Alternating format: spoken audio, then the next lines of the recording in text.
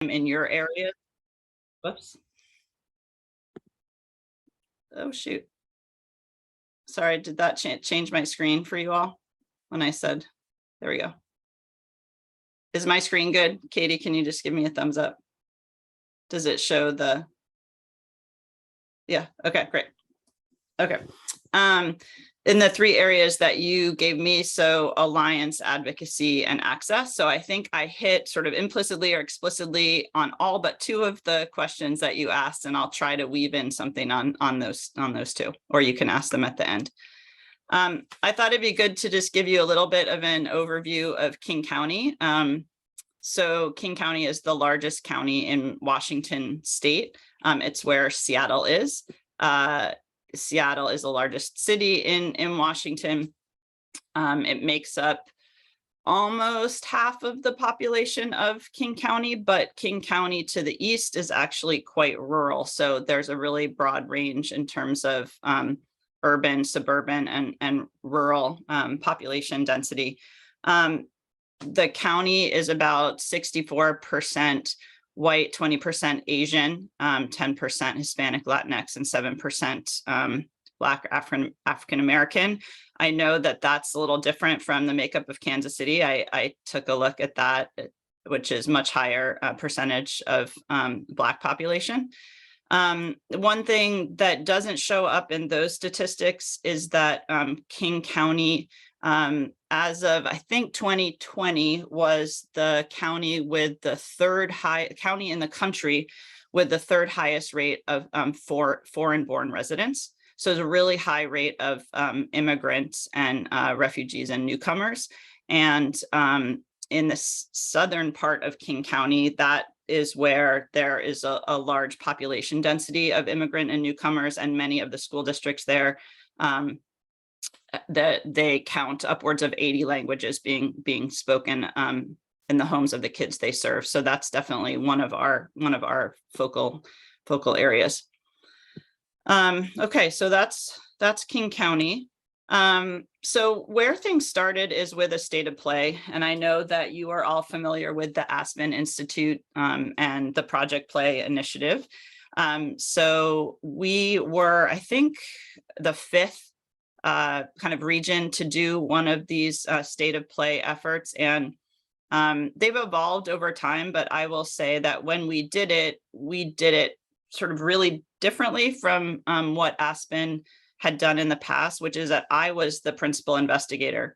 And as someone who's embedded in a university, the research methods, the human subjects consenting, all of that was very different from what they had done in the past. So it was a mixed methods, community informed landscape analysis. And some of the methods we used, you see listed there. A big one that I'll pull some data from is the youth survey of kids in 5th through 12th grade. That was essentially a representative sample. I don't know if I can get away with that in an article, but we'll call it that. A series of interviews with about 40 program leaders, parent and youth focus groups, some policy analysis, and some GIS mapping. And the big piece of it that I think is important to the story is that it was community informed. And this is part of how Aspen does it, is that there was a group of 25 community members who advised on the project throughout the research for about the 12 to 16 months of research. We met monthly as a group, and those folks helped to recommend folks to interview, vet the data, and ultimately sort of review the findings and the report before publication. I know that there was some interest in maybe digging a little bit deeper on kind of our feelings about the Aspen Institute work. And I will say that another thing that made it different for us is that most of them are funded. So across the country where they've done them in other places, Baltimore, Oakland just released one funded by Steph Curry. They're funded by like one funder, typically, like a community organization. That was not the case for us. And I also think that's an important part of our story, which is that from the very beginning, we had to raise money to do this report. excuse me, and there were over 10 funders who helped us get the money to do this report. So that included healthcare groups, the Mariners were part of that, the Bezos Family Foundation. So a really broad range of community organizations chipped in to make this happen. And then it really was community informed and community led from the very beginning. So let's also just put a pin in that for, questions about that process more later on. So the finding, what we found would not surprise any of you in the work that you're doing. And what was really interesting to me as a researcher was that what the media picked up was this low rate of physical activity, kids meeting the CDC's recommended 60 minutes. We already knew that. It was literally like the one thing in the report that was already known, because we do a statewide survey every 2 years about physical activity along with other risk and protective factors. But the media really picked up on it, which I think was another piece that sort of helped us get some momentum right away. 19% is pretty low especially for a region and a county that considers itself like very outdoorsy and very active and has so many sort of recreational assets at its disposal. And that's way lower than our state average, which is about 24%. And I don't know what the national is these days, but somewhere right around there, 25, 26%. So we saw a lot of gaps. As I know that you all have familiarity with these gaps, but between girls and boys, and then, in our case, an important one, non-English speaking households. I think this is the first time that in an Aspen report that was measured. And as I said, that's really important to our stakeholders because we have so many non-English speaking youth in our county. So only 11% of those folks, those kids are meeting the CDC's recommendations. Just to show, because this just came out, our statewide healthy youth survey came out again in 2020. So in comparison, I know that there's research showing that there's been tremendous dips in physical activity, and you can see that here. So this is the percentage not meeting. So in 8th grade, 80% are not meeting as in 2020. So there was some increase in physical inactivity. So a decrease in physical activity at grades 6 and 8, but 10 and 12 stayed the same. And so the average for King County of 19% meeting remained the same from 2018 to 2020, which I'm not, going to take credit for, but it declined everywhere else. And the King County Play Equity Coalition was just getting going during that time. So maybe it's something that we can use to show that we're making a little bit of a difference. Not really, but I like to think that. So what else did we find in the report? In terms of just some descriptive statistics, that white youth are participating in organized sport more than youth of color, that affluent youth are participating more than youth from less affluent households, and English-speaking youth participating more than youth who don't speak English at home. So just this is in organized sport. So another just marker is that we were looking at physical activity broadly. I know you're the sports group, but our survey and our work included sort of free play and outdoor recreation, which again, for our region was really important for our stakeholders to understand how outdoor recreation was kind of part of the considerations for physical activity. But this is just looking at what we knew about organized sport. We did sort of dive a little bit deeper and do some analysis of the youth survey, and the descriptive statistics really held up as we did a closer analysis, and especially with regard to affluence. Youth from families with medium to high affluence were 2 and 3 more times likely to ever have participated in sports compared to children from low affluence families. And again, children from families where no English is spoken at home had lower odds of ever having participated in organized sports, even when affluence was accounted for. So language itself was a factor in participation.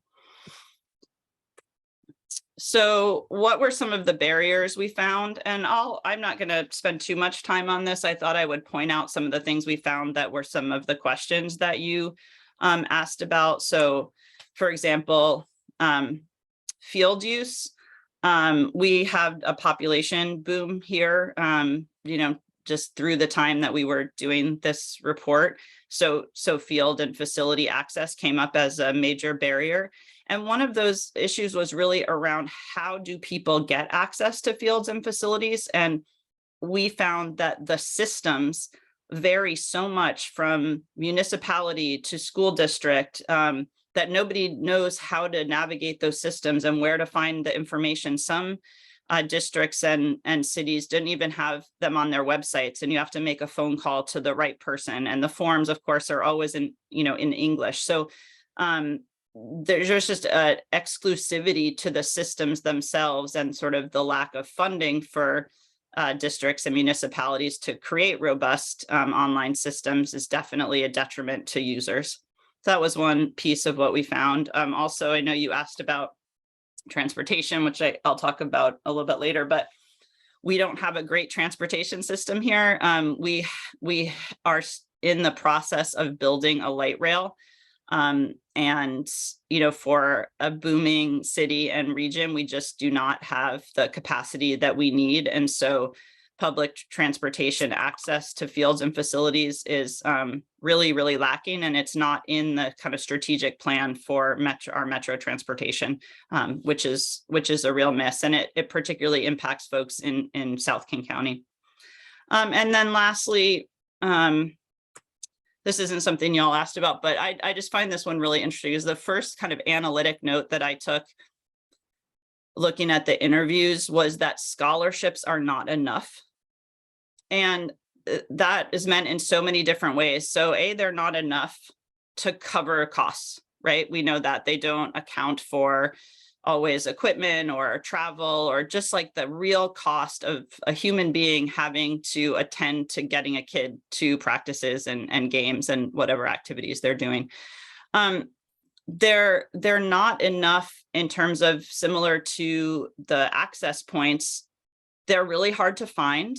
You often have to put a lot of effort in as a family into filling out forms and sort of proving that you deserve the scholarship. And that's not always accessible. Folks don't always trust those systems and the information that you have to provide for that. And then also, in some ways, they sort of reinforce the existing systemic issues. Kind of they take for granted that the scholarshiping programs are ones that are, high quality, and that kids should be part of these travel teams or select teams, when I would say our overall interest is making community physical activity and community sports more accessible, so that kids have the opportunity to sort of play near their homes, what they want when they want, right? And that's not really the system that we have set up in terms of like youth sports in general, which is a whole other part of the story.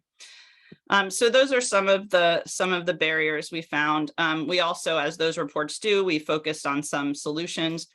Our primary solution was empowering schools to be a community hub for physical activity. It's really something we heard over and over again. This is not new. Everybody talks about school as a really important place for kids to have access to their 60 minutes before, during, and after school.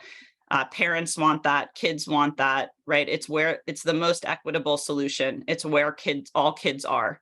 So if we can meet them where they are around physical activity provision, that really makes a lot of sense. So we had a number of initiatives that we were going to be working on related to specifically how to empower schools to do that. And again, the language there, I think, is important, because it's not about saying that schools are failing by not doing this. Schools are not set up to do this. And in our state, we have real issues with, school funding. We have had an ongoing court battle about, what basic education means and how we can fund it. So as a relatively progressive state, we rank relatively low in our education funding, in part because we don't have a state income tax. So that's another part of that story. But some other systemic approaches we were thinking about are this regional transportation strategy, a portal for families to access information about sports and physical activity. And that continues to be a really hard nut to crack, and something that people talk about all the time is like, how do we know what's out there? It's like kind of the Wild West and so decentralized that it's just all word of mouth. And that's not really an accessible and equitable way for folks to find out what's out there for their kids. Developing an equity toolkit, and then launching a public information campaign. So I'll talk about some of these as we move forward, how they're going. So just a bit of a timeline, sort of an overwhelming timeline here graphically, but so the first red circle is when the state of play was released, which was September of 2019. We had our first meeting at the inauspicious date of February 2020, an in-person meeting there, which was kind of the first and last for a very long time of in-person meetings, but we had about 40 members. The 25 organizations that had been involved in the research report, they said, like, we can't just leave this report here and have these findings and solutions and not do anything about it. And so that group was the one who said, let's do something, let's become a coalition. And so right at the same simultaneous to the launch of the State of Play report, we launched the King County Play Equity Coalition and spent the next 6 months or so building what it was going to be with those community members. So, and I'll just spend a little bit of time on this because I think you all might be interested in the nitty gritty of it, which is that what that looked like was meeting monthly in kind of small groups. Like, what did it mean to be a member? What would leadership look like? What would decision-making look like? So all of those pieces of the puzzle were decided by the group itself. And so once some of those things were in place, that's when we get to February 2020, where we can say, okay, we have an idea of what membership means, how we're going to make decisions, and what leadership looks like, and we're gonna launch into inviting new members in. So with 40 members in February 2020, through COVID, by the following year, we had 100 members. And that was strictly by word of mouth.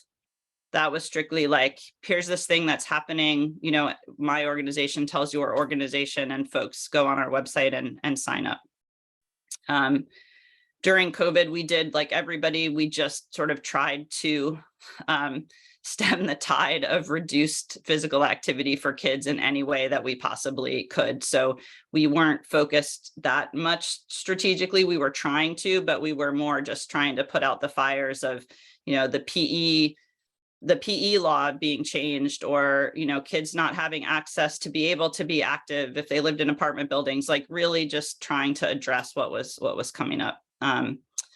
But then we were able to begin to start focusing on some strategic planning, which I'll talk about a little bit more. And we launched some of our action teams, which I will also talk about. And I'm giving you so much information. I hope you're taking notes about questions, because I know there's probably a lot already.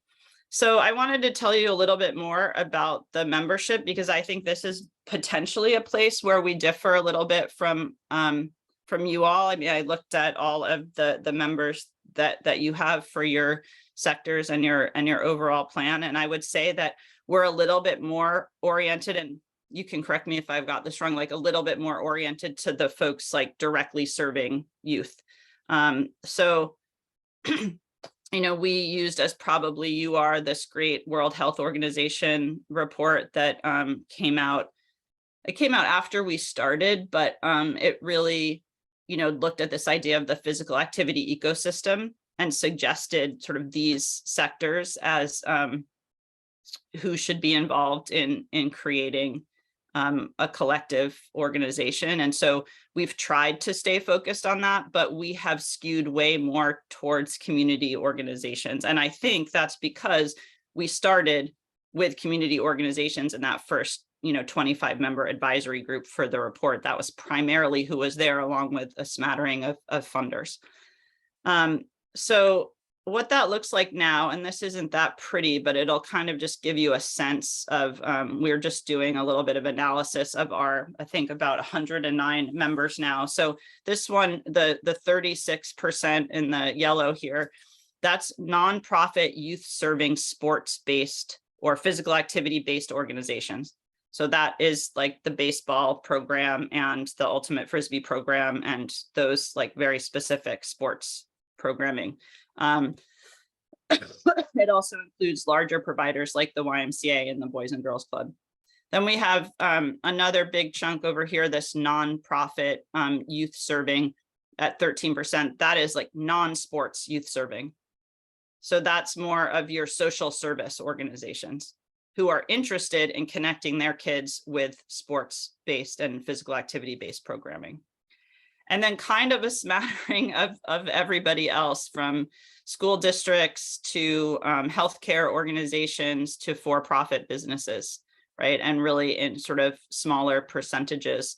I'm going to give you some examples here. So in terms of that first category, that's the largest, youth serving sports and PA based, everything from the YMCA to this organization, Native Youth Rise Above, that's for Indigenous youth focused on basketball and leadership, Baseball Beyond Borders, Seattle United. You all had a question about involving, I think, pay to play organizations or select sports, and that's that's the largest pay to play organization in our state. They're based in Seattle. They take up a lot of bandwidth in terms of facility usage and sort of, visibility. They are part of the coalition, and, maybe a question we could talk about is more is like, how do we work with them and what's their role versus an organization like Native Youth Rise Above that are really, targeting kids who are more disenfranchised from physical activity.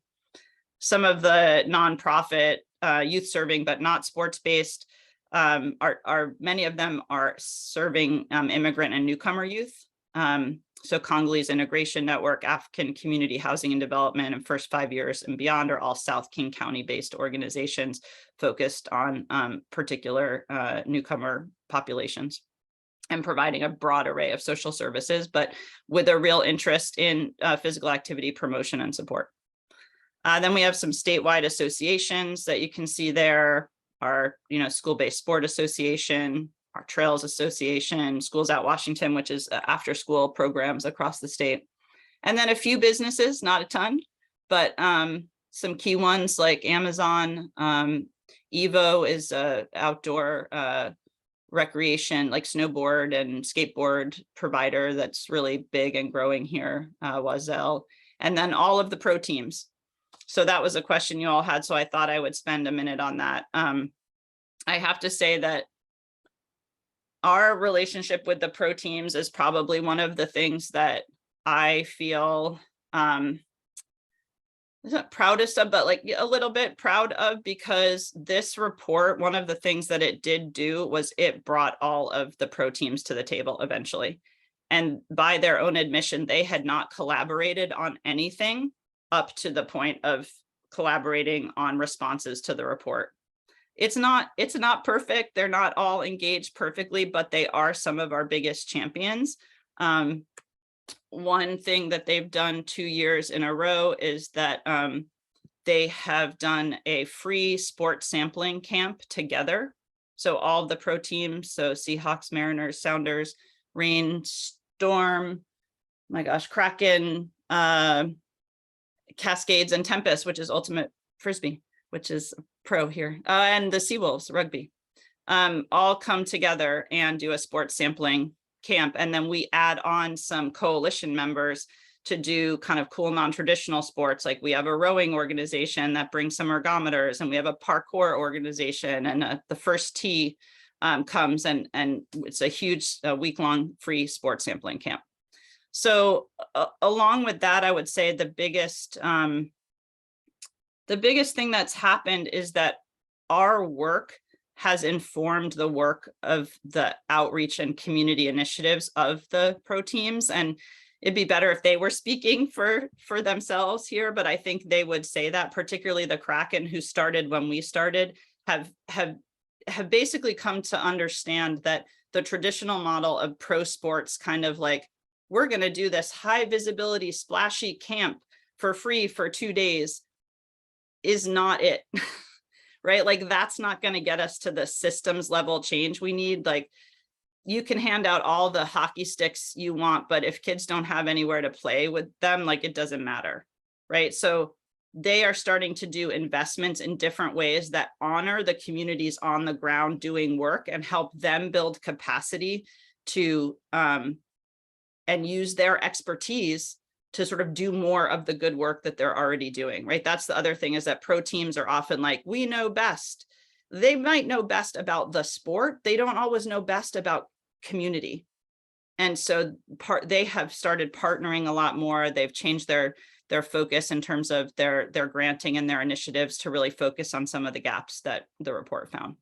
So that's pretty exciting. Again, you can ask me more questions about that later. I'm going to switch from sort of the alliance part, the membership part, to a little bit more of just the nitty gritty and the operations and how this all works to create the advocacy and the access, right? The two other parts of what you all were asking about.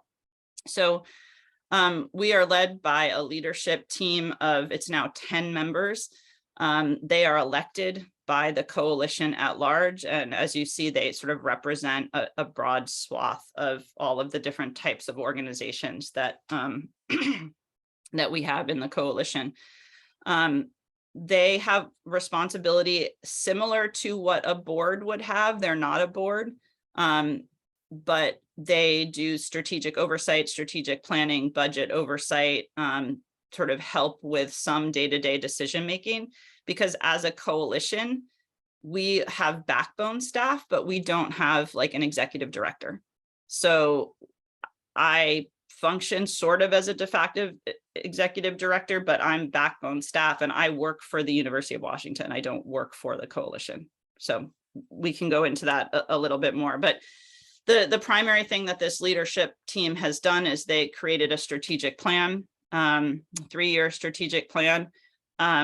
All of this is available on our website, which I'll give you at the end of the presentation as well. But I just wanted to focus on some pieces of this, particularly the values.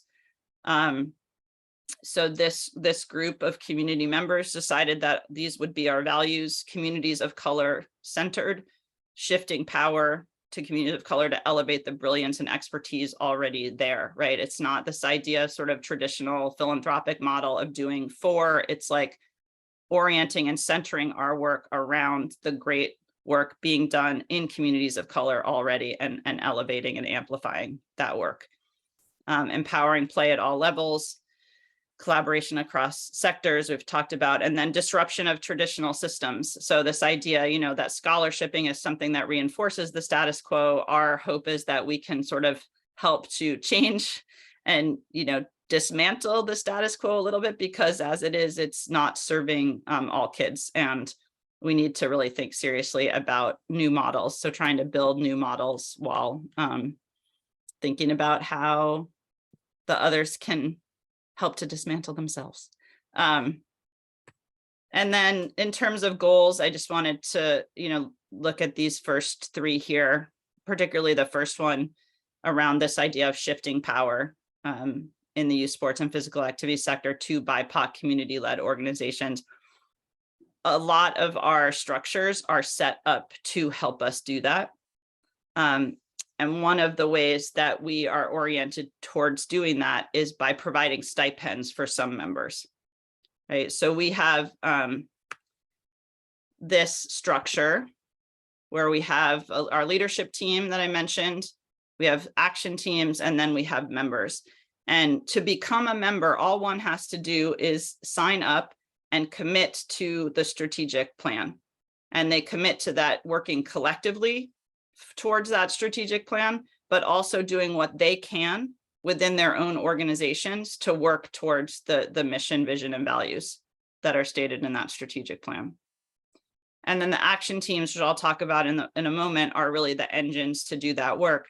But an important piece of that is that we use a sliding scale for membership, which means if you are a large organization, we ask that you pay in. We don't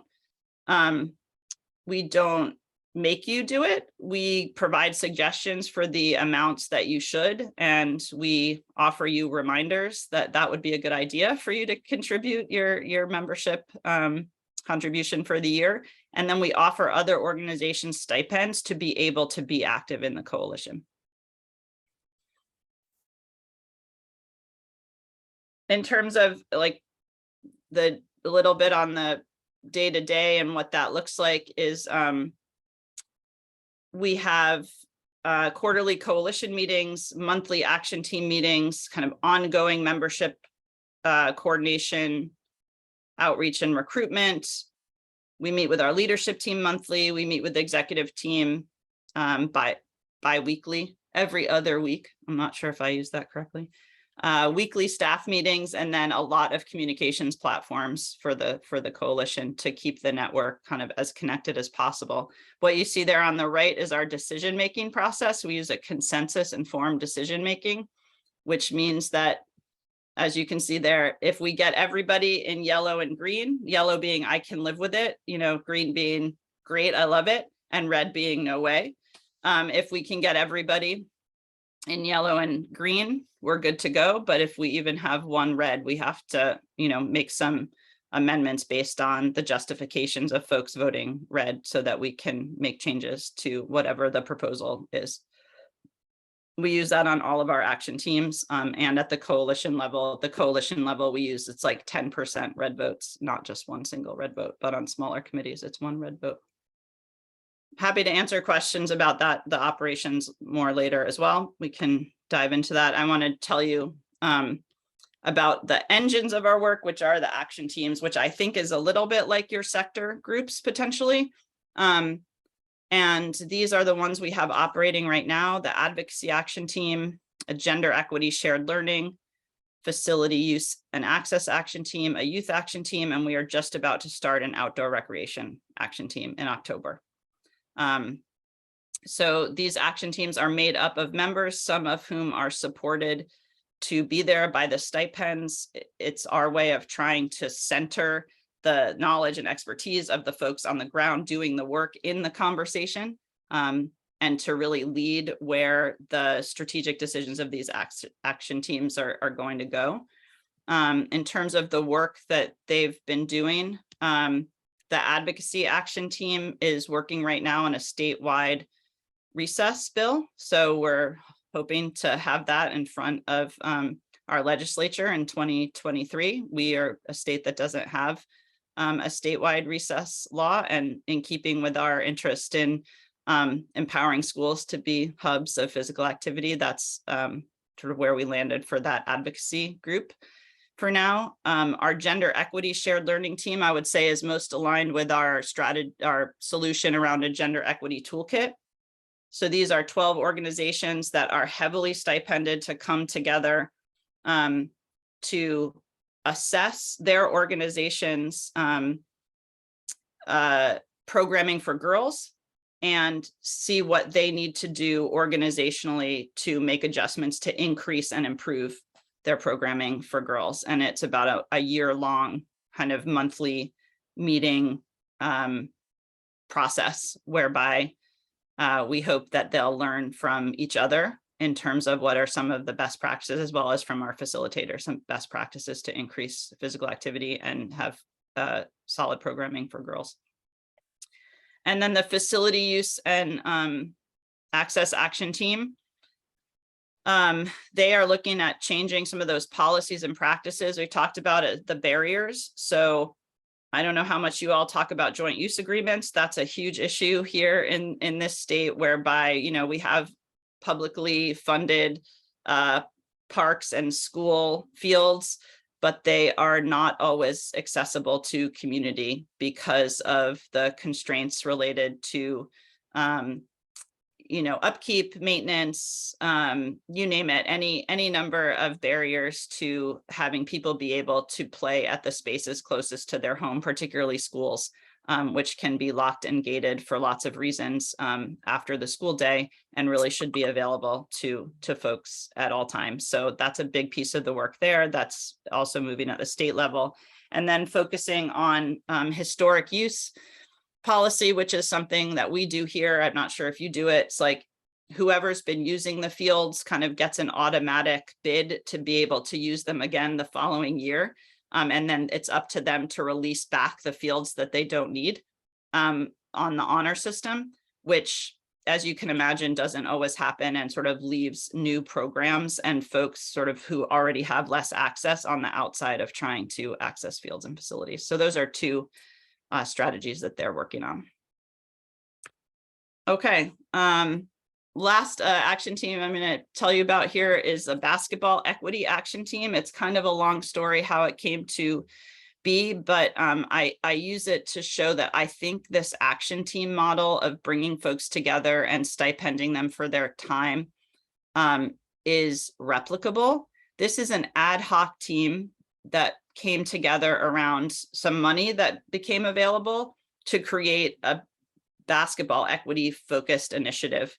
And they came together in about a month's time and have done, as you can see there on the right, they helped to provide transportation, meals, equipment, and scholarships for kids to attend some local camps. And then right now they're planning 2 3v3 festivals in South King County that on September 17th and September 24th. And they include groups like Special Olympics of Washington, Seattle Adaptive Sports, which does wheelchair basketball, Native Youth Rise Above, really a broad range of community groups who came together, were supported to do the planning and planned it on their own. So that's been a recent success that I think, suggests to me that we can do this action team model around lots of different initiatives.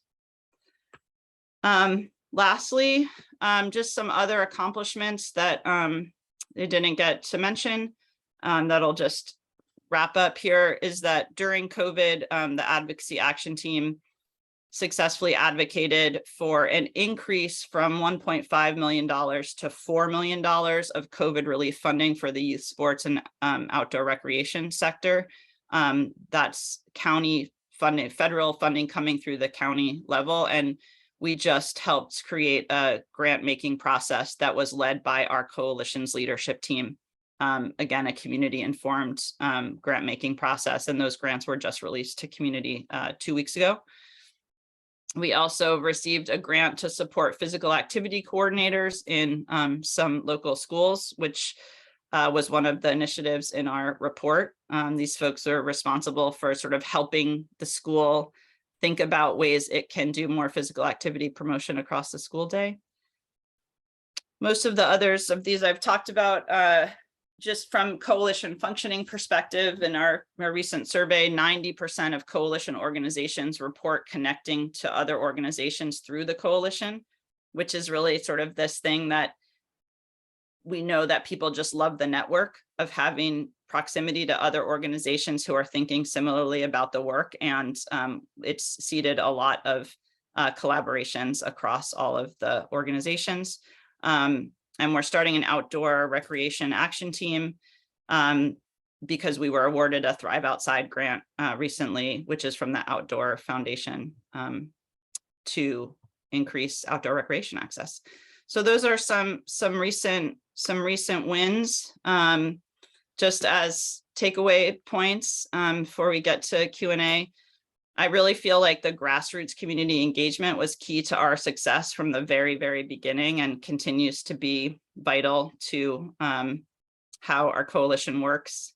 Our clear values and intentionality, I think, have been helpful. This idea of targeted universalism, where we're very focused on BIPOC youth and all historically underserved youth in the youth sports and physical activity sector, but more specifically BIPOC youth. The action team approach, which I'm sure sounds confusing and you have questions about, like, it is hard to manage, but I think it's replicable and I hope it's scalable because that's the direction we're headed, is to have more of them. And if I could turn to you on that, it looks like you have a number of action teams working, and it does seem to be scalable. So I hope that's the case for us. And then the power is in the network. Like, people love the idea that all of these organizations are here together doing the same thing, and it's the hardest thing to measure, the strength of this network and sort of the viability and the collaborations that come from it, but it's by far the most potent piece of what we do. So those are my takeaways, and thanks so much for listening. I can put the state of play in the chat when we go to Q&A, and also our website in the chat. We go to Q&A. So awesome. Thank you.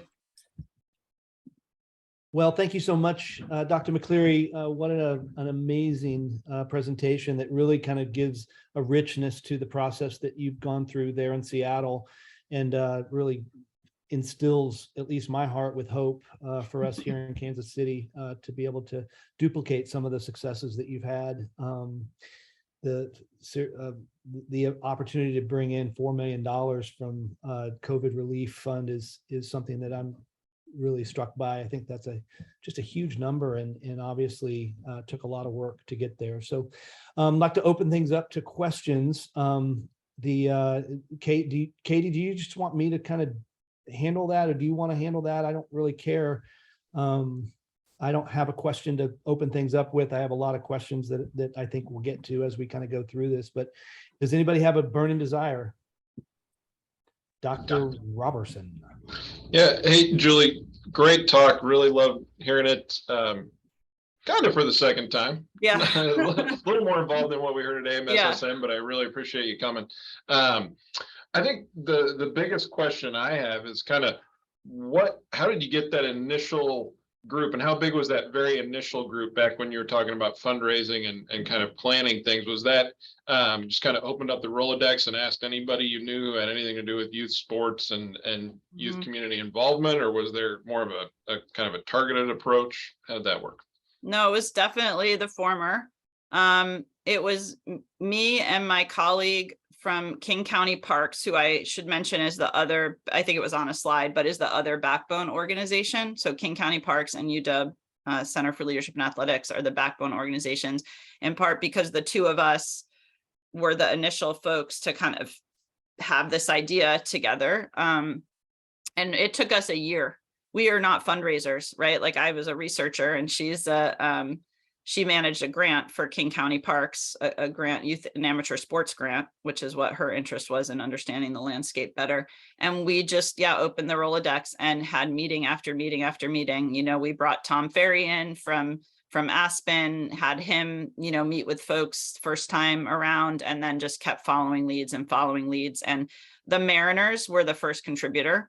And I think that made a huge difference. I mean, that once they were in, kind of other folks were like, okay, it's a real thing, and Bill was asking before, with the Aspen, what you're kind of buying is the brand. I'm not sure if we hadn't had Aspen, we ever would have raised any money in the first place, right? Like, so just me and Sarah Margison from Parks walking around asking for money to do some research just wasn't going to cut it, because we didn't have anything built like you have already, right? Like, you have some standing. Now, we had nothing.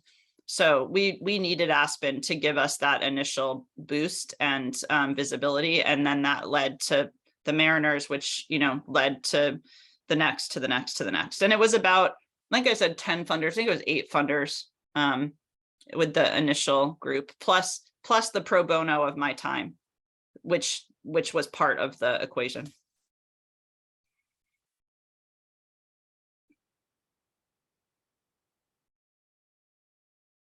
Oh, you're muted, Bill. Are there any other questions for Dr. McCleery?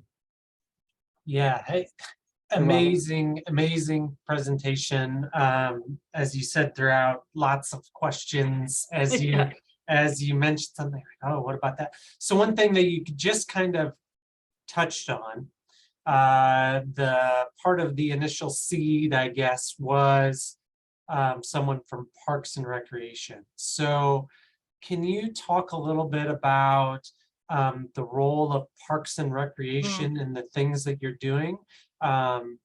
It seems, as you mentioned, it seems like, as I look at briefly saw some of your members, a lot of youth sports clubs. So like how does like Parks and Recreation fit into that? And then as a kind of a separate but maybe related question, we've been having meetings throughout all of our societal sectors. Last week we had our Parks and Rec meeting, and we had someone from the National Recreation and Parks Association talking about community hubs. And they said, you know, parks are the community hub for cities because that's a shared resource that everyone uses. You make it sound like that schools maybe are your focus. So kind of that may be a separate question and maybe a related question. Yeah, great question. So first, Parks and Recreation were represented in that under government agencies, right? So I think that is about, I can't remember, like 8%. We do have quite a few Parks and Recreation organizations. Seattle Parks and Rec are members. A lot of the Parks and Rec in South King County, as well as a few on the east side, which is the more affluent suburbs. But you know, they participate mostly in the facilities access action team.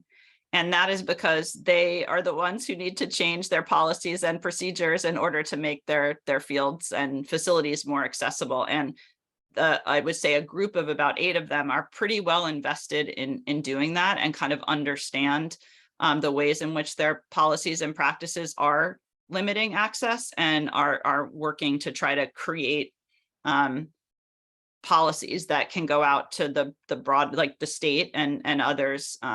For example, they created this equity focused joint use agreement, the facilities access action team. And it ended up sort of being in a report at the state level about joint use agreements that really came from this group called the Physical Activity Task Force, which really came out of this research as well. So their work, that's what I would say Parks and Rec are sort of generally doing. Again, because we started during COVID, I think we are just beginning to kind of scratch the surface of the involvement of both Parks and Rec and schools. In terms of how, and schools are still not very much at the table. Like we have 19 school districts in King County and 3 are in the coalition, and it just hasn't been the time for them. So, you know, what I would say about Parks and Rec being the hub, or parks being the hub, yes. And in most communities, if you include schools as parks, right, like community assets, it like greatly increases the physical activity access points. And so it's really a both and for me, because there's safe, like families and communities, like they know how to get to their school and they have a connection to it, and it's a safe place for their kids. And so playing there and being active as a family there is pretty easy. Sometimes that's true for Parks and Recreation, and sometimes it's not. And it really varies here, municipality to municipality. You're probably working with one municipality, so you have commonalities, but we have like Renton, which is in South King County, has one community center. And that's it. And if you don't live near it, like you can't participate in those activities, right? But you could still participate in school-based activities because you have to go to school. So I think it's a both and I think it's important that they work together. And I think, you know, we're moving in that direction, but those have been hard entities to engage, in part because of COVID. But agreed, National Recreation and Parks Association is a great ally in this, and is definitely trying to orient Parks and Rec to being those hubs, which is awesome. Long answer. Hope that was helpful. Very helpful.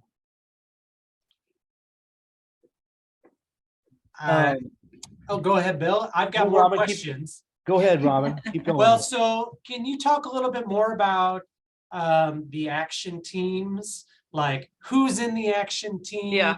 And, you know, yeah.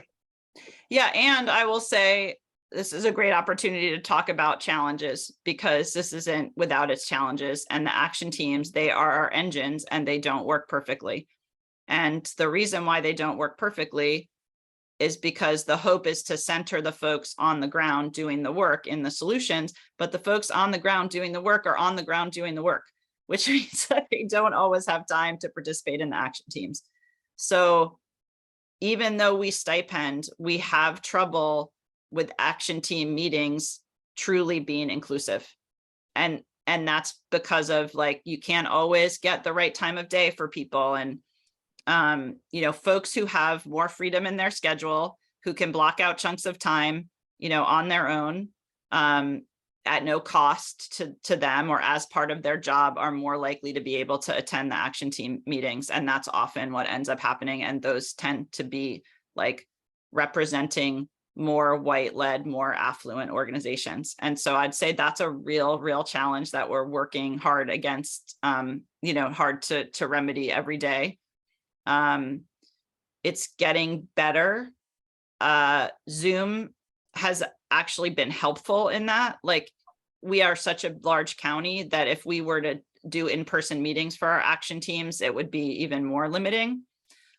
Yeah, so some action, the more we can stipend people, the better it works. Like that gender equity action team, 12 organizations, they are stipended close to $5,000.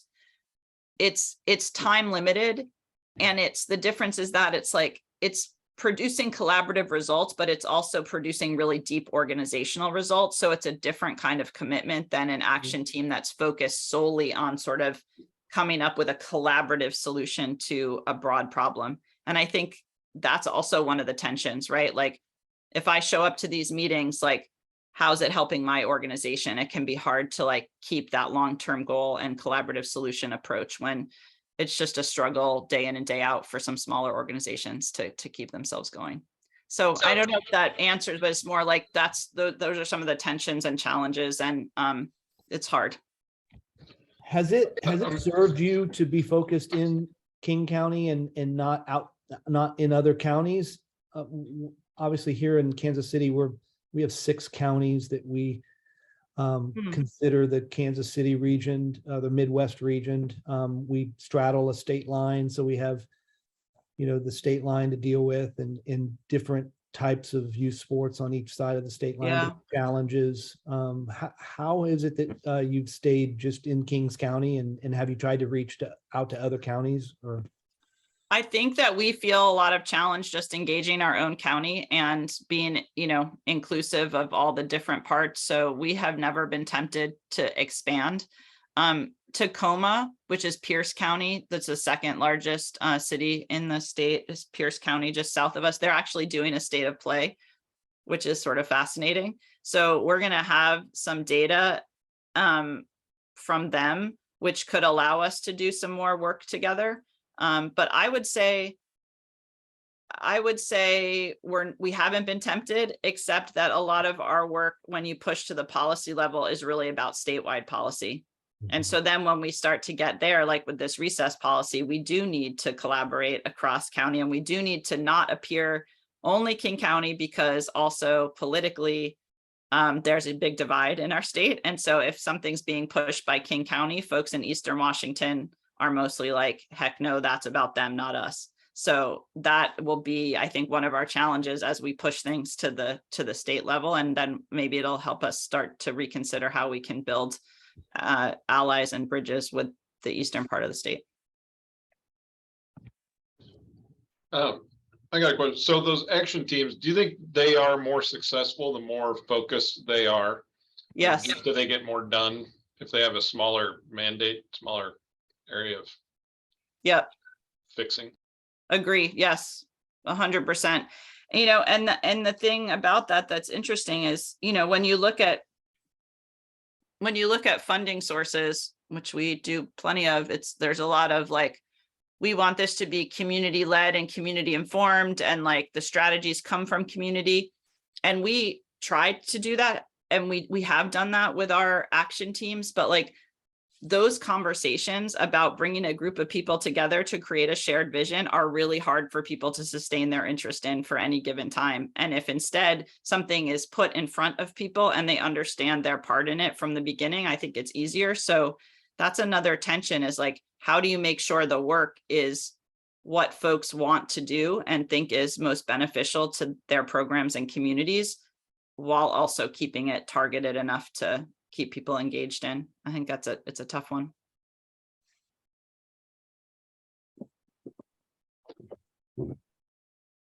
Another question, if I may. Yeah. So you mentioned, you have your leadership team, and then there's kind of like a backbone staff Yeah. that supports them. So what types of activities do the backbone staff support?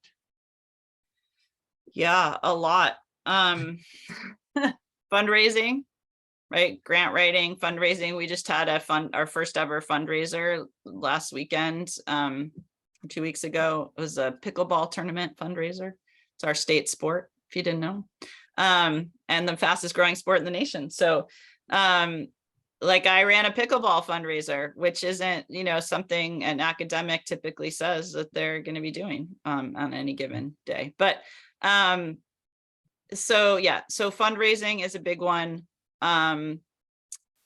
Membership, sort of outreach, coordination, all the communication streams. So that's like Slack, a weekly newsletter, a monthly email, our social media.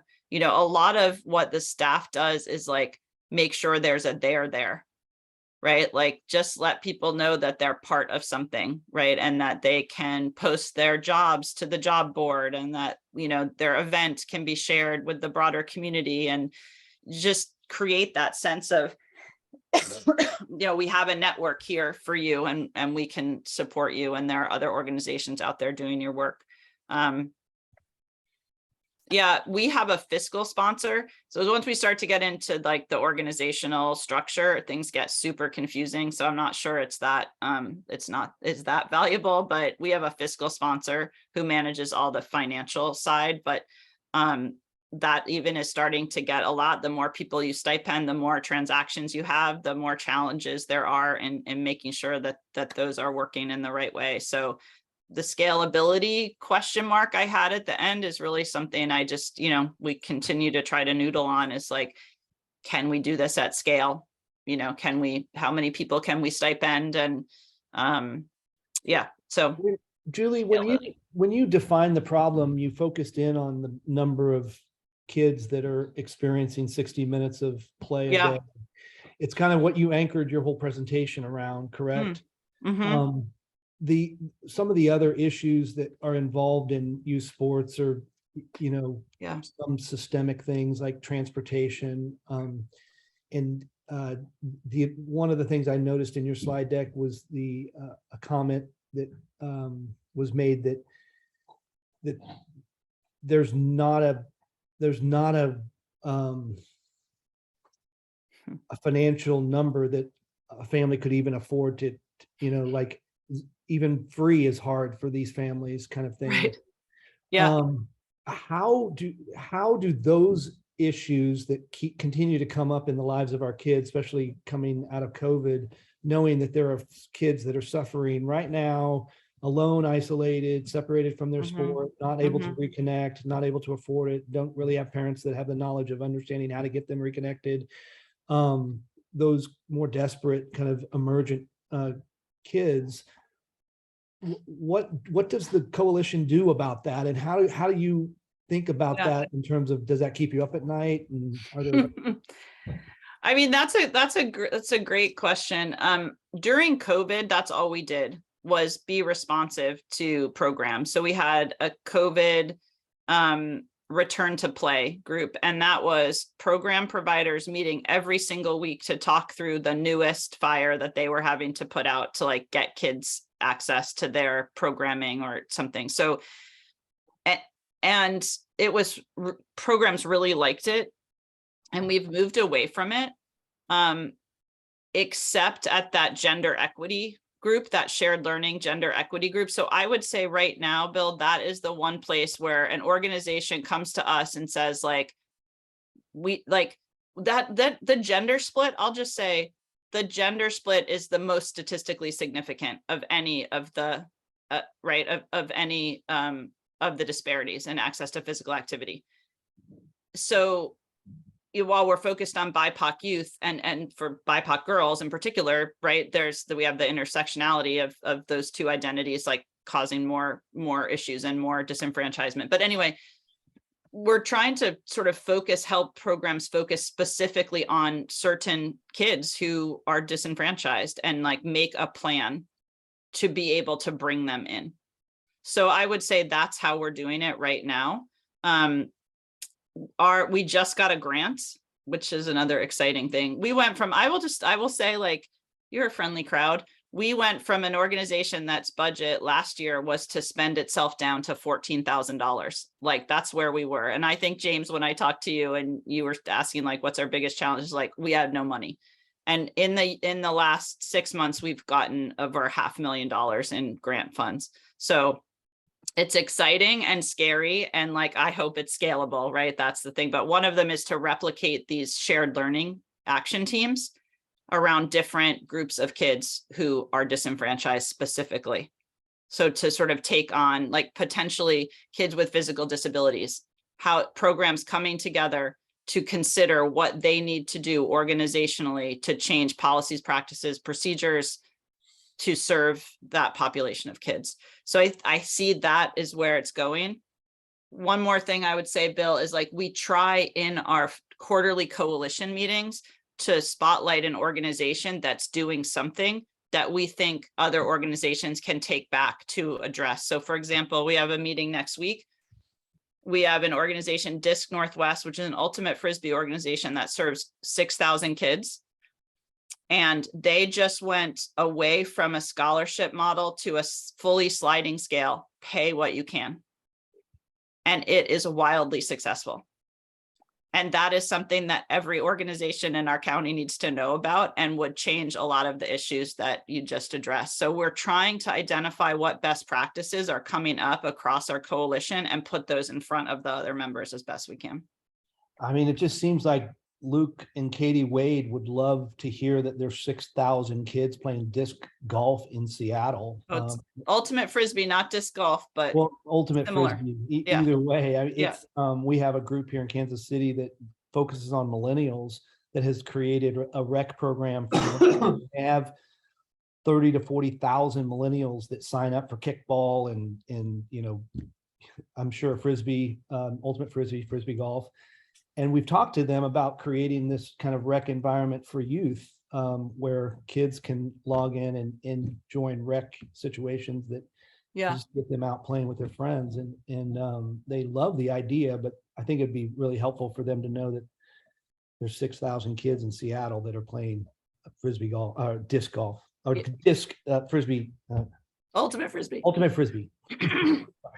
It's the third most popular sport in our county, which is probably not the case in any other county in the US. And I will say it's a really interesting case study because the reason that I think that it's the third most popular is because there is a single organization who has made ultimate access free to any kid who goes to middle school in the south of Seattle.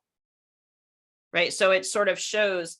And they will take 100 kids on a team and figure out how to do it. They do not cut anybody. They find the space, they find a way, and every kid can play. And so I just fully believe that like the investment, particularly in middle school sports or access to sports through middle schools, is the way to like grow sport and engagement. And it's a great case study. Robin, you're raising your hand. Do you have another question? Oh, I've got lots of questions, Bill. The first comment though is I think we need to get Bill playing ultimate Frisbee so he knows the difference between ultimate and disc golf. In terms of data, obviously you did the state of play at one Yeah. point in time. I saw some other things on there about the every other year statewide survey. Mhm. And I saw in another slide, so play Mhm. involved in some way.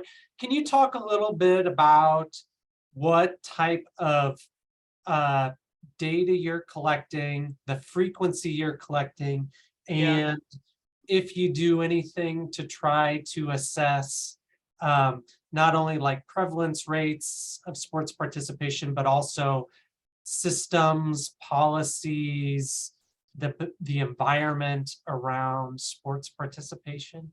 Yeah, such a good question. I would really say it pains me to say, like, as a researcher, that I think we're not doing any of that particularly well, in part because we don't have the funding to do it and we haven't prioritized it. So it's a little bit catch as catch can. And we do have this healthy youth survey, which is every other year in our state, to look at some broad trends, like the 60 minutes. We hope to eventually put a question in the Washington Healthy Youth Survey about sports participation and potentially about parks access, which is like a 5-year process that we started but have to restart after COVID. So that would be one kind of way to do it. You know, other than that, it's more about a dream of, like, if this can become more of a community-based 501c3 that is not run by me, I could do it. But, like, I need to move the applied stuff off my plate. So that's sort of how I feel about that. The only other thing we've done is I mentioned a survey. We did a member survey that had a pretty good response rate. I want to say 80% of members responded. And we asked questions about coalition functioning, about, what do they think of the mission and vision, and how's the leadership team operating, and I was trying to measure the strength of the network in there. So I asked, had they connected with other organizations, which is where that 90% came from, and then which organizations had they connected with. And actually the slide, my last slide, I don't know if you saw it, it was a word cloud.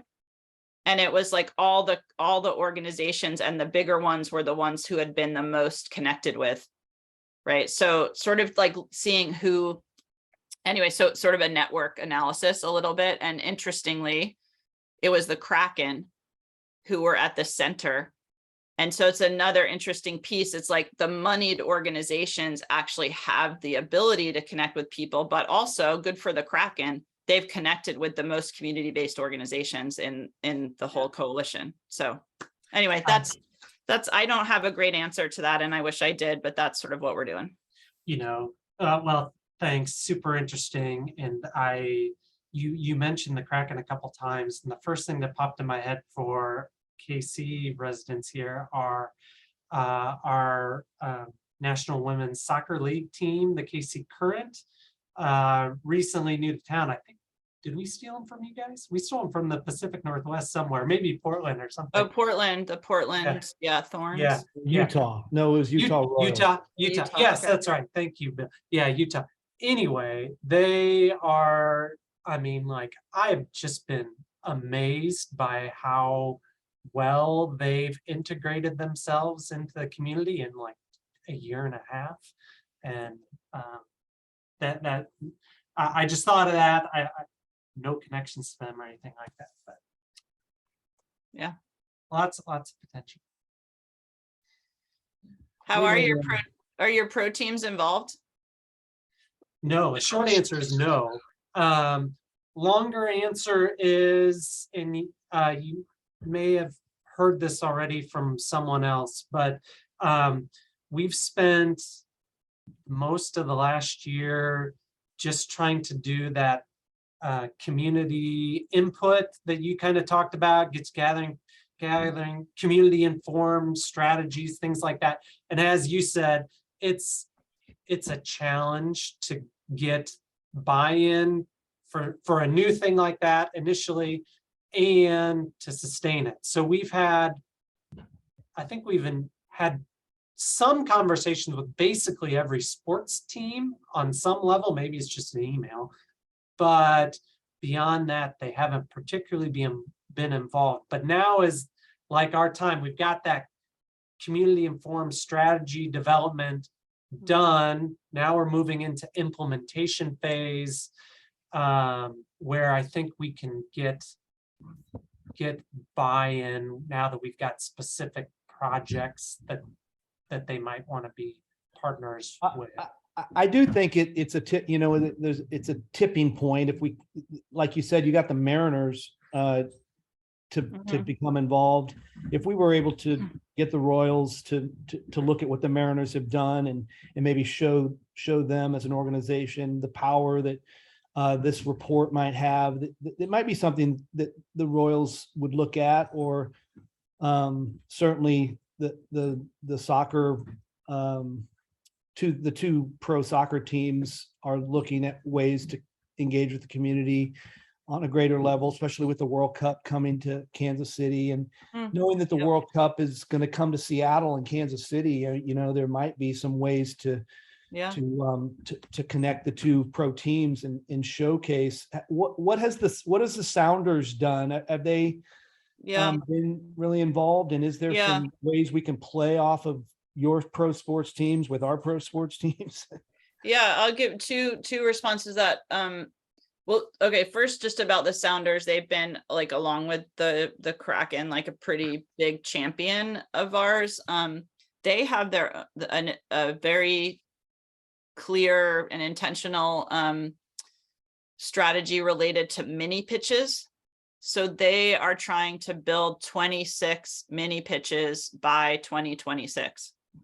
And those are mini pitches, you know, are like free play areas. They're soccer fields, but they are not programmed. So they're like spaces that kids can play in the community. And they're well on their way to doing that. They've partnered for some of them with the Storm or with the Kraken to create, you know, multi-sport play areas. So they're super active and have a really great strategy and are a big leader in like our pro team efforts. And I will say, like, the thing that started our pro team involvement was some help getting them all in a room together and sort of asking them, you know, showing them the data and then asking them how they might want to get involved. And the biggest issue is, like, they all have their own community outreach strategies and sort of goals that they want to use to that. So we had individual meetings with each of them to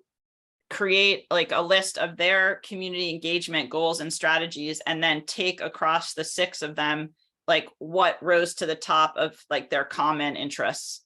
And so showing them their common interests and helping them understand the way that, and this is a question you all had, like, basic physical literacy and, you know, movement is essential to anybody becoming a fan of or engaged in a particular sport. And so they're sort of learning about that, I think, was pretty new from a community outreach standpoint. Like, it's not like just get the sticks in people's hands. It's like, oh, wow, like, kids aren't moving. We all agree kids need to move. It doesn't matter what sport they're doing at first, like, let's just get them moving. And so that was a like really important part of getting their buy-in.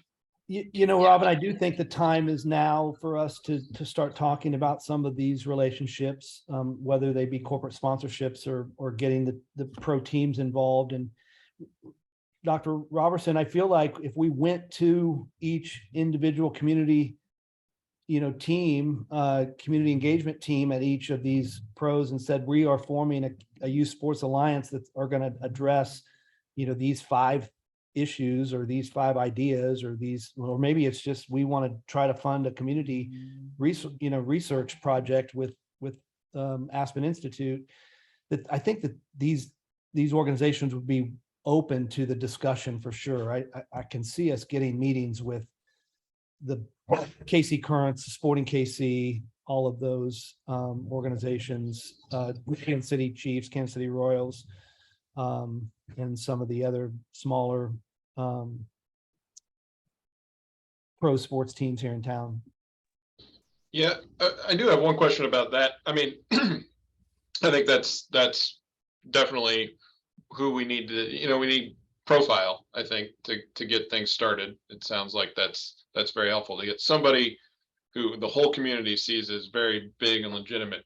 But what barriers did you find to that? So just in talking, some of the little projects that we've tried to do over the years, kind of engaging, say, the Royals and the Chiefs, their main medical provider they have a contract with is KU Med, and Children's Mercy competes, at least in the sports medicine level, with them. So us going and asking them to do something is like an automatic, everybody just screeches halt, doesn't want to get involved in it because they are like, well, we're already involved with this medical group, we shouldn't be really doing stuff with you guys. Did you come across those kind of problems, or was it more since the Play Equity Coalition was kind of its own thing outside of any particular housed organization, did it make it easier? I think that's right. It made it easier. It does bring up like a question I didn't answer that you all asked about funding and partner orgs. Like, we are competitive with the teams themselves for funding, right? They have a visibility that we don't have. So like, we can't go to Alaska Airlines and Symetra and like all these, we can't go to their partners, which is challenging for us. So we have run into a little bit of like, oh, the Kraken want to host this thing, but Symetra is their healthcare partner. And so that means the Storm can't do it because Kaiser is their healthcare partner. So we have run into that a little bit just from their corporate sponsors, but not for us asking, because we're our own entity. I think we can make asks.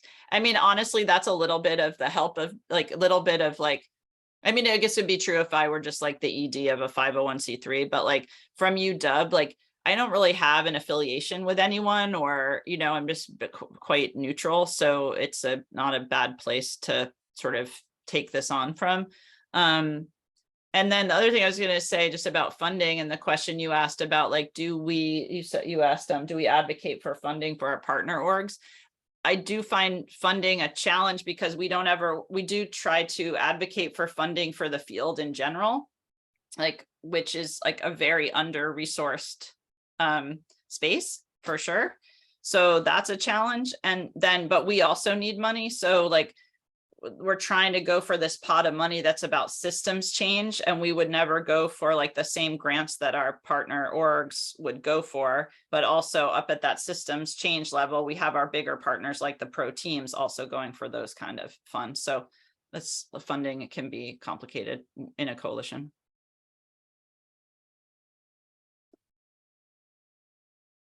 I did want to mention to you all, there's a group that I think I might have told James or somebody or Katie about this, but there's a group it's currently called the Movement for Sport Equity, but it's going to change its name. But it's all of the coalitions across the country that are doing this work. So all the Laureus cities, Laureus Sport for Good cities, which is like Atlanta, New Orleans, New York, and Chicago. And then the Philadelphia Youth Sports Collaborative, Milwaukee Youth Sports Collaborative, us, and I'm missing some people, Lawrence, Massachusetts, like just a few others. And we get together twice a month and like do some shared learning, but are also trying to build more of a national coalition of coalition strategies. And you all would be welcome to, attend and learn about it and have a representative there if you wanted to. That's a great invitation. We were scheduled to have a physical activity break at 12:25, and I've gotten the word from Katie that we can extend the question period to 12:30 if you guys are interested in asking some more questions. Julie will be kind enough to share her time with us and continue to just give us an amazing perspective on how this might roll out. We can all stretch first if we want. Yeah. So. Yeah, as I raised my standing desk as we were sitting there. Shelley, do you want to ask your question? The National Youth Sports Strategy one? Yeah. We are not We are not. And I am not sure. Here's what I'll say. Okay. Right. Sometime during COVID, our local, like it's Health and Human Services, I think is where National Youth Sports Strategy lives. In CDC, yes. So our sort of regional reps for that, like came to us and said, we want to run a conference and we want to bring together a lot of providers to have a conversation about youth sports. And could you help us with that? And we were like, I think we might be already doing that.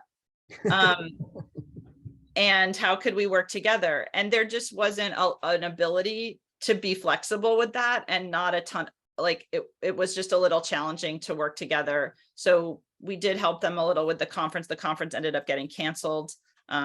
It was maybe during like COVID was looking better and then it got worse, so it got canceled.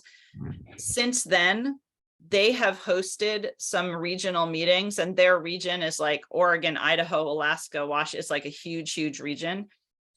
And we go and present at it often to share these kind of conversations and strategies, but that's it. That's all that we've done. And I wish I knew more what there was potentially to do. Most recently, they are focused on trying to pass some legislation that would provide $187 million for youth sports in the United States. And they've got a congressman that has written some sort of legislation that they're trying to get passed and push through the Congress and Senate. And so, but they seem to have the same themes and ideas, and in general, data is all similar. I mean, it makes you feel like we're all in the same boat. It's not like they're counterintuitive or going against what we're doing. And I would add to that, there's like one of the issues I think with there's the National Youth Sports Strategy, there's the Plays Coalition, which came out of COVID, which is also doing federal level lobbying. There's the Play Equity Fund from LA 84 that's starting to push to a national strategy. And then there's this movement for sport equity. So there's like a lot of players in what's like not that, like there's got to be a way for those folks to work together. And I'm not sure exactly what it's going to be, but maybe it's good that there's so many voices now. I hope we can align to make them more powerful. Just one last question I have. Oh, Shelley, do you still have more to go? No? Okay. When it was it clear that kids were being separated from sports and physical activity because of the COVID restrictions we placed on their lives, did you guys shift your attention to physical activity as one of the key recovery methods for kids, as opposed to getting them into sports, just focus on exercise and physical activity? And did that shift change anything for your group? I'm not sure I think it changed in that people began to understand how important physical activity in general was, and with sports taken away, it had more people thinking about the importance of free play, and then recognizing that there were a lot of constraints for a lot of kids just in free play, and being able to, not everyone could go in their backyard, and not everyone can walk to a park. So I think it sort of helped shift consciousness. For us, we directed our strategies, towards more physical activity oriented things. Like we help provide play kits at meal sites, right? When they're handing out free and reduced lunch meals, we also handed out play kits. So just trying to incentivize physical activity more generally. But I would say that we were always oriented on physical activity more than sports, and not more than, like, as the umbrella that sports is a part of, which I think some of the coalitions are really like very sports focused, and we're not. Like, we try not to be.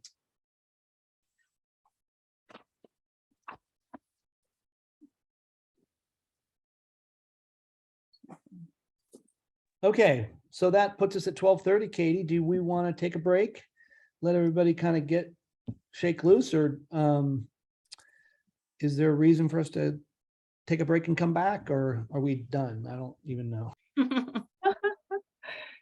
So we just wanted everybody to have the opportunity to stretch their legs, kind of have some general relief, and then we will reconvene at 12:35, and we will continue on with kind of like a group discussion. We have a couple of questions that are guidance questions, but we can also restart this conversation as well.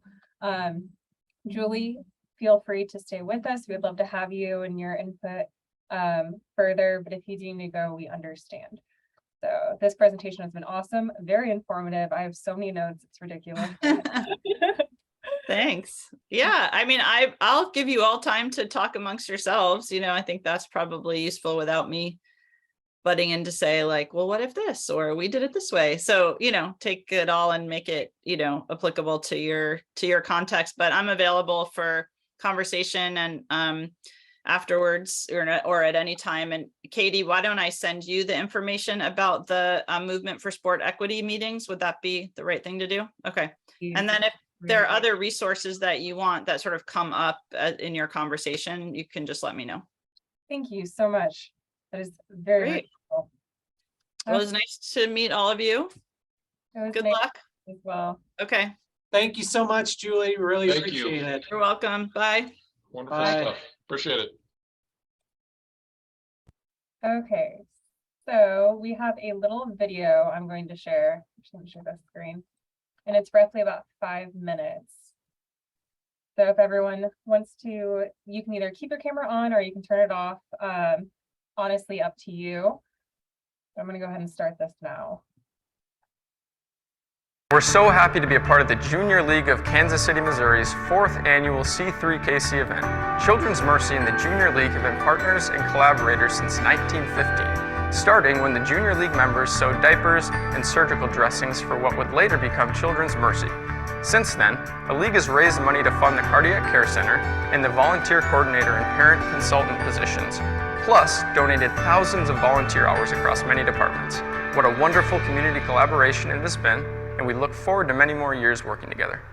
Hello everyone, my name is Bryce from the Center for Children's Healthy Lifestyles and Nutrition at Children's Mercy, Kansas City, where we work to promote children's healthy lifestyles and physical activity in the Kansas City region. Today we're going to do some exercises and some stretches for you guys.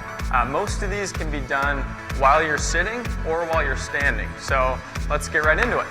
The first one we're going to do, we're going to lock our fingers and we're going to stretch all the way up to the ceiling. Try to touch the stars, get on your tiptoes a little bit, and then we're going to bring our arms down right behind our neck. Bring our elbows in, and let's rock back and forth. Right, left, right, left. Good job. All right, back up to the starting position, and now let's get some head circles in. You might hear some cracks, that's okay. Good, and now let's get our whole body involved and let's shake things out a little bit. Get ready for some of these main stretches. Awesome. Let's bring our arms up and we're gonna do some core twists. We wanna get a little bit of a wider stance. We're gonna go left, right. Nice, rock solid. Perfect. All right, and all this can be done in a seated position as well. It would be this type of variation. And we're gonna move on to the next drill. So we're gonna do some knee pulls. We'll start with our right. You wanna grab right below the knee, pull up towards our chest, hold it for about 5 seconds. It's okay if you lose your balance, find something next to you, find a table or a chair. You can hold your balance just like that. If you're seated, you can do this variation. Back to our right leg. Good job. All right, and then we're gonna transition to some toe touches. Touch our right toe. Try to hold that for about 5 seconds. If you can't touch your toe, that's totally fine. Just touch somewhere in your shin. See how far you can get down. 3, 2, 1. Awesome. If we're standing, it's gonna look like this. See how far you can get down that shin. Try to touch your toes. Nice and controlled. We can focus on our breathing in through our nose, out through our mouth. All right, we'll do a quick hamstring stretch now. Our right leg, we're gonna reach down, grab that foot, pull up towards our butt. Good. Hold for about 5 seconds. Awesome. Left side. 2, 1. Good job. If you're in the seated position, it looks about like this. Get a good stretch in. If you're not able to grab your foot, that's okay. The variation would just be leaning back and trying to reach down with your hand as far as you can. Good. All right, on to the next one. We're gonna get a glute stretch in now. When we're sitting all day at home, this is a good stretch to make sure that things are activated. Our big muscles in our body are activated while we're sitting down. So we're gonna bring our right leg up, sit our ankle on our leg. We can lean forward for a better stretch, hold it, and then we can lift up on that leg just slightly. Good. We'll go to the other leg. If you're standing up, it looks something like this. Good. Lift it up a little. Okay, and our last one. Let's connect our fingers again. Let's reach to the stars. And let's slowly flow down into a forward fold. Grab those elbows. We can sway to the left and the right. Left, right, sitting down. Looks like this. Left, right. And good. There we go, guys. Thanks for joining me. These are all exercises you can do at home. And as we're sitting at home, if you're working from home or in a seated position throughout the day, these are fantastic ways to get moving in an easily accessible way. Thanks.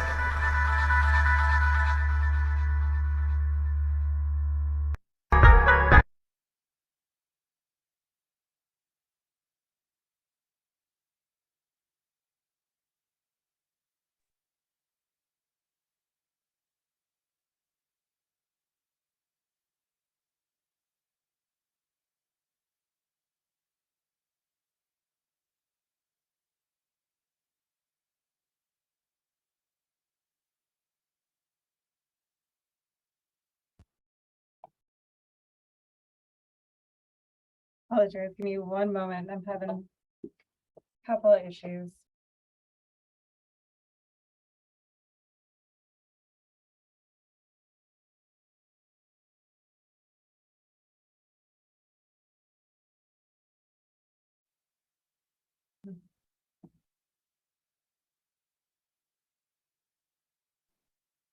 Can everyone see my screen? Oh, can you guys hear me? Sorry about that. I Hi. Can you drive the bus for a little bit? Yeah, absolutely. Hi, everyone. I'm gonna jump in my car. Oh, I thought you wanted Katie to drive. I do. I do. This meeting, not my car. Okay, that makes sense. Can I crash your questions and just open one? Yeah, What everybody think of Julie's presentation, and I guess not necessarily a presentation, but what they're doing in the Seattle area? I'm just very impressed with it. I think it's awesome. I think that's, I mean, generally what I've kind of always envisioned this sort of becoming. I think it's kind of interesting. I feel like they've kind of incorporated like maybe 2 or 3 parts of the KC physical activity plan, and not others, but like not as broad of a concept as the whole PA plan, but they've done pieces of it. It seems like pretty well. So Yeah, I mean, you know, that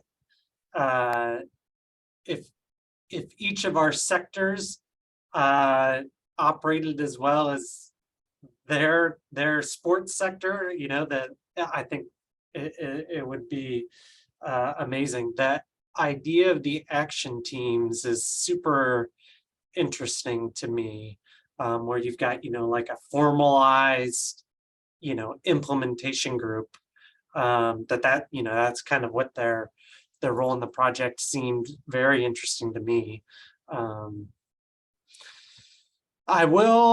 I'm curious what you guys thought.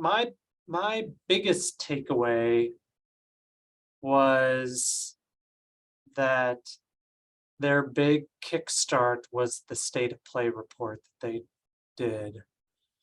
And I'm just wondering what you guys think about whether that's something that we should try to do in Kansas City. I don't know all that what's entailed with it, but I mean, when's the next plan for another physical activity report card?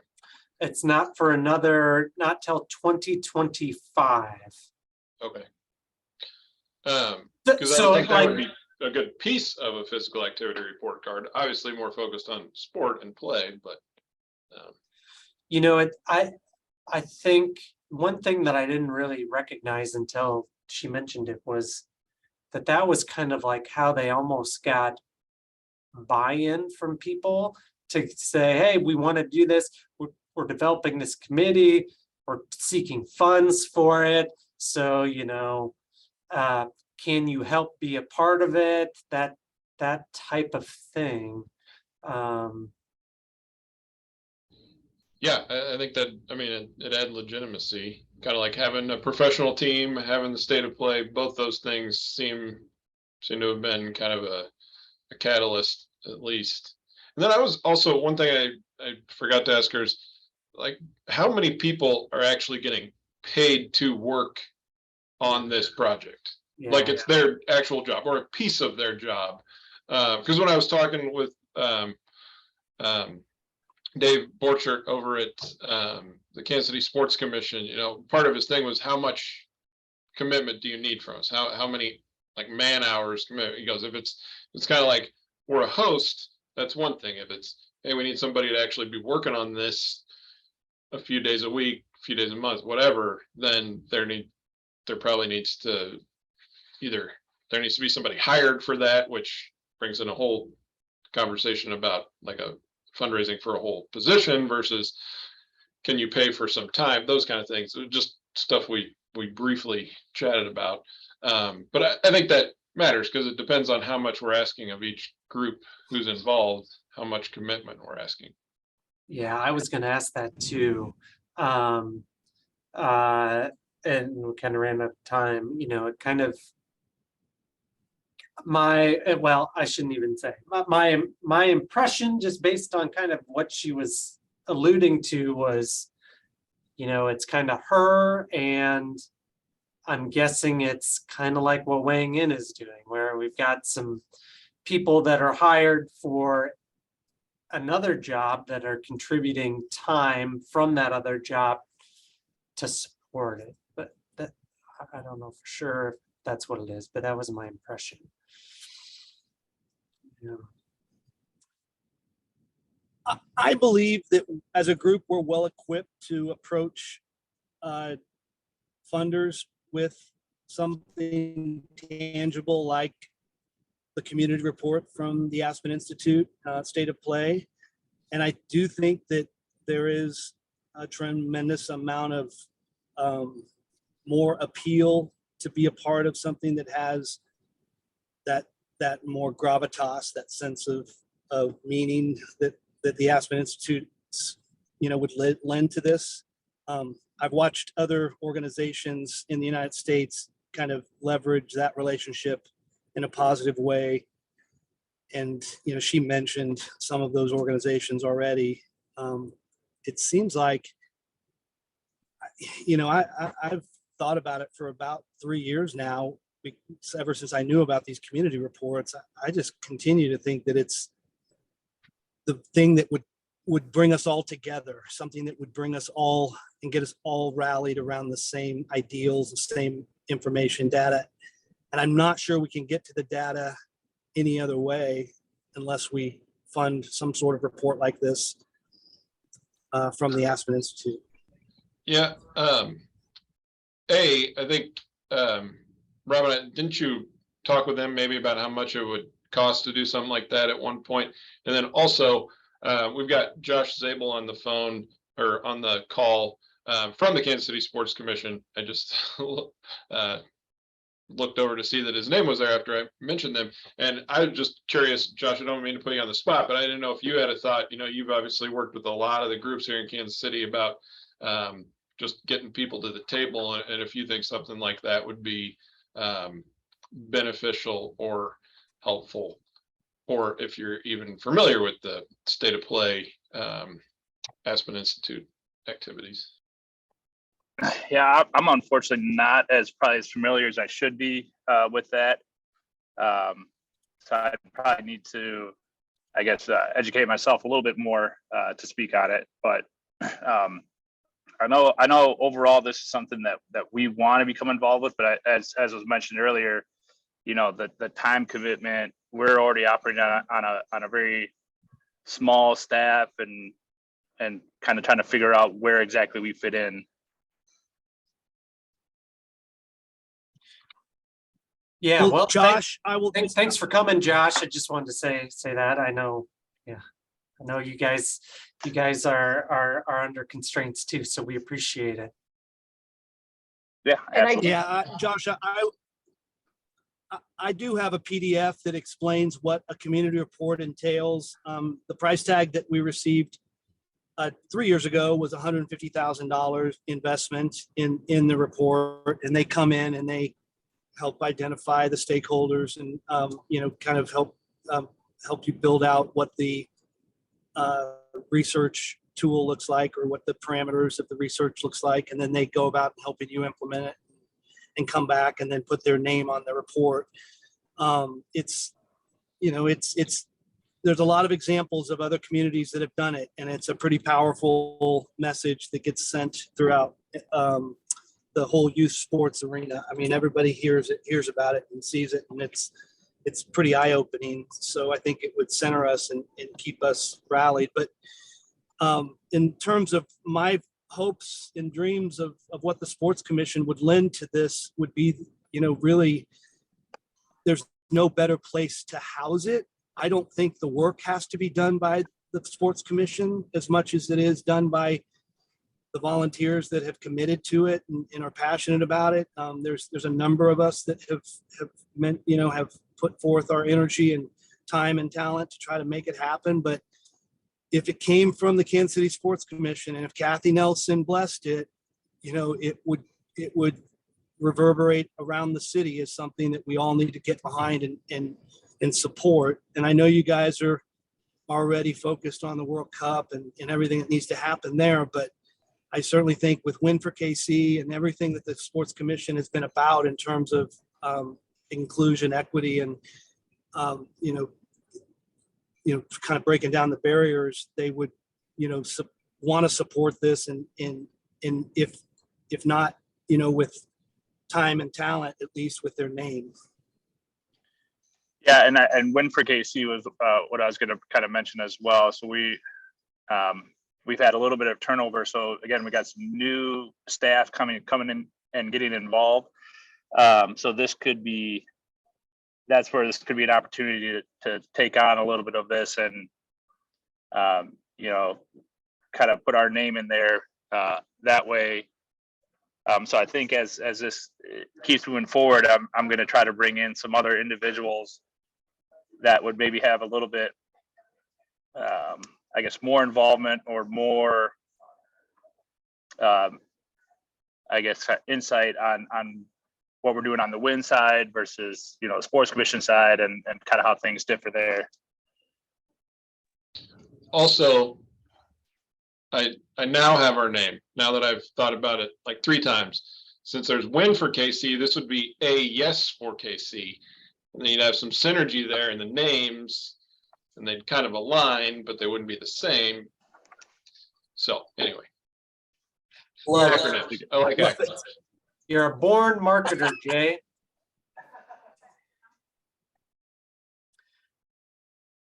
Yeah, and I'm this has kind of come up several times now, but I do think that the timing is right in terms of thinking things out over the next like 3 to 4 years with if we wanted to do a state of play, taking time to raise the funds, generate the data and the report, rolling out larger sets of strategies related to the findings from that report with World Cup 2026. I think that there's going to be a lot of, my sense is there's going to be a lot of momentum around sport and physical activity in that frame of mind. So I think the timing is perfect for something like this. Yeah, and with the legacy as well as like, what does the World Cup leave behind? Not just come in with the event, but and not just the World Cup, the NFL draft, the NCAA Yes. events coming up. What are they able to kind of leave behind with the legacy? Right, exactly right. And like that's a great, I'm interested to follow up with Julie about, how they raise their funds. But I think that is a great kind of selling point as you're going to, I don't know, 10 funders asking them for $15,000 each or something like that. What is the legacy of this, and can we set the stage now for what that legacy is? Right.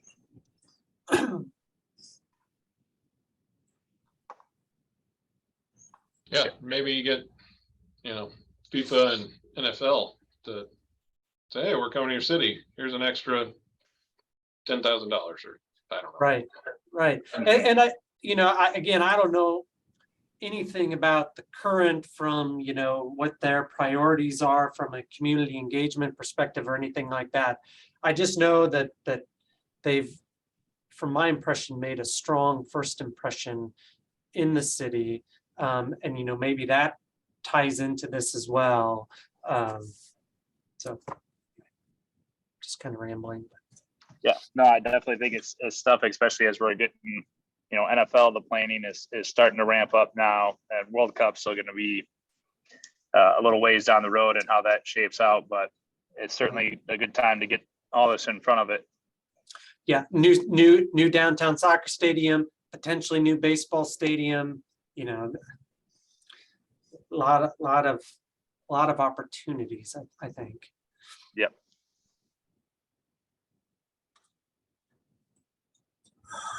Well, good. Yeah. Any other, again, I don't mean to hijack all of Katie's questions, but any other strong thoughts from Julie's presentation? They're so new. I mean, it's amazing to see all that they've done. I think there's a lot of great benchmarks or models out there for us to follow. I think that our core team probably could invest a little bit of time in maybe each of us taking on one of these outside organizations and understanding what they've done. Seattle, some other communities that are out there. The Play 84 Coalition they were a result of the 1984 Olympics in Los Angeles. They created this nonprofit, to go along with it. And now Play 84 is now the Play Coalition for Los Angeles. And they are, they are trying to take their whole program national because of the impact that they're having in the communities that they serve. And it's a really great example of how we can think about what we're doing with this whole thing, knowing that the World Cup, the draft, and other NCAA activities are happening around our city, along with the Casey Current and just all the momentum that's happening in our city. We should make youth sports kind of the thing that we all do, and that we try to make a difference, because we know that it needs us, and we need to try to do some things to make a difference.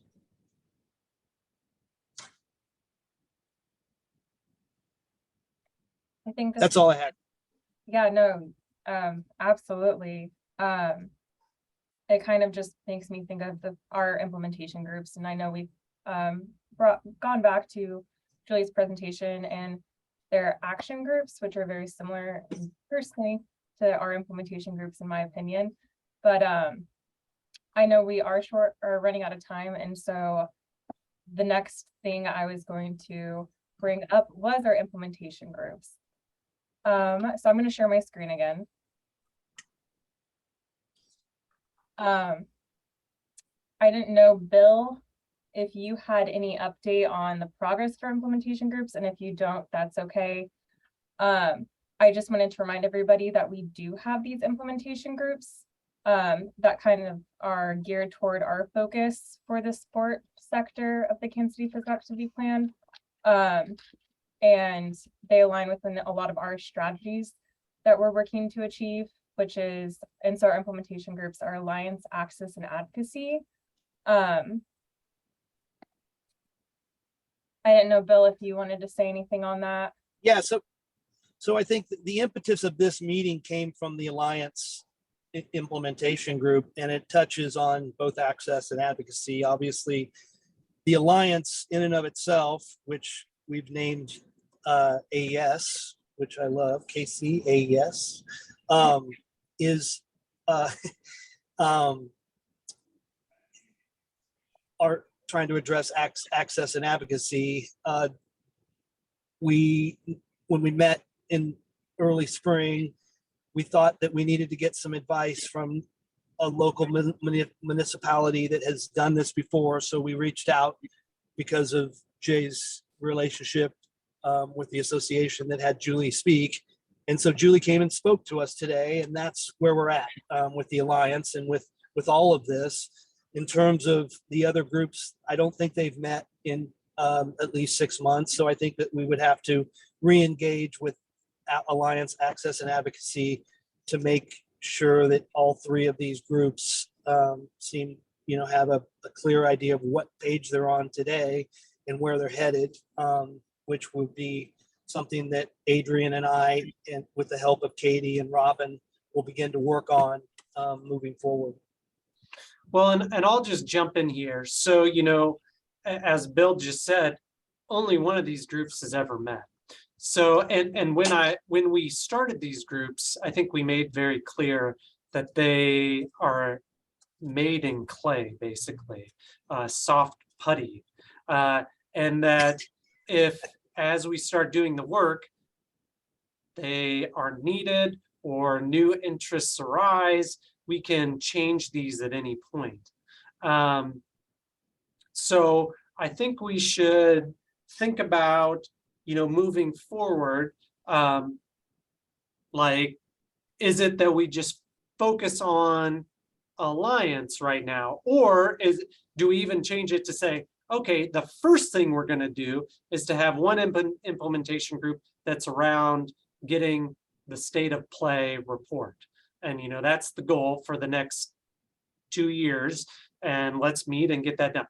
So, I think that's the things that this group can discuss, and these things, can change based on how the group thinks that they should move forward. Yeah, I mean, I think, Alliance could, like you said, just be the group that is the sport sector, just get it started, and then break off into the smaller pieces of access, pieces of advocacy to give them more very focused goals. Because it sounds like Julie said that seemed to work better than a bigger group like access. So some people work on, youth with disability access. Others you work on socioeconomic access. Others work on physical park access. Those kind of things. So they have jobs to do, and they can get together, once a quarter, twice a year, something like that, and combine forces when needed. Which is kind of like what we already had planned, but split in even smaller groups, basically. Yeah. That seems to kind of make sense to me. I agree, and maybe that's something we can discuss at a future event. So there's not a set date right now, but we will work, Adrian, Phil and myself and Robin to get another meeting set so the sports sector can meet and we could discuss this further. Probably later on October. Yeah, I think you know, we should have a date set for the to announce at the summit, and even have the invite go out prior to the summit so people can get it on their calendars, you know. And I guess speaking of, I think you've got it in your slides. Do you want to, since we're at our time boundary, do you want to go to that? Or yeah. Sure. Oh, this is the summit one. Yeah, so do we have a link?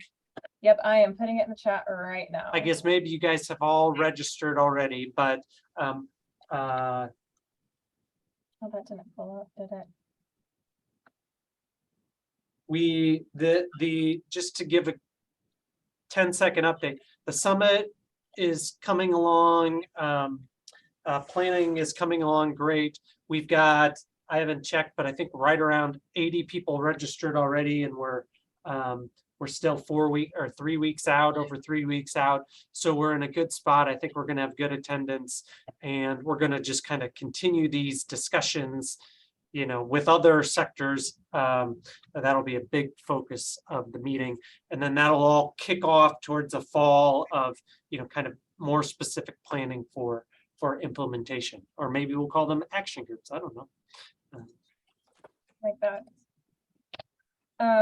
So that kind of ends our presentation. If you wouldn't mind taking just a moment and either scanning this QR code, or I posted a link in the chat, and just evaluating how you felt today's presentation went, that would be extremely helpful.